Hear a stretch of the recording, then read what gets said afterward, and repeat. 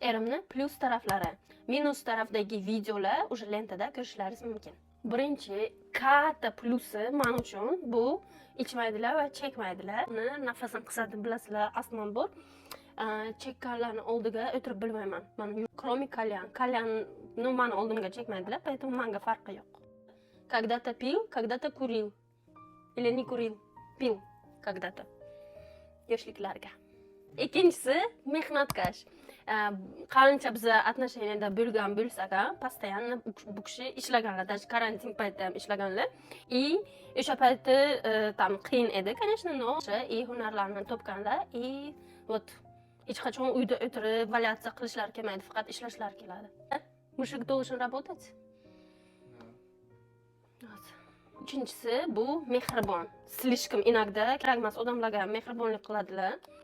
Но mayli mehribon bo'lsinlar, чем жестокий, to'g'rimi?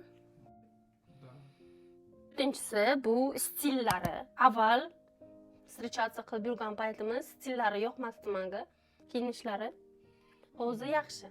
Ko'proq klassika, такой солидненький kiyinadilar. Bilmayman, birdaniga shunaqa kiyishni boshlaganlar. Yoki men o'rgatganman. Beshinchisi bu pul beradilar. Ne только menga aytganimda, u videoda aytganimda, jo'ralarga ham shedraya dusha bu kishi. Bu ham minus ham plyus. Bu ham minus ham plyus da. Menga pul berishlari yaxshi. Ukalarga yoki oyijonga, qaynonamga pul berishlari yaxshi, lekin jo'ralarga emas.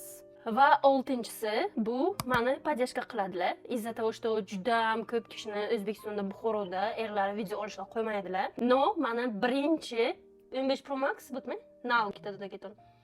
15 Pro Max yangi olib bergan edilar. O'sha payt 12 ga snimat qilib yurardim. Yangi ochib, keyin videolarni olib, motivatsiya kelgan edi-da, motivatsiya. Что скажешь?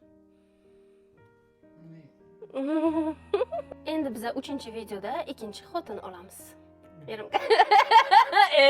Fori!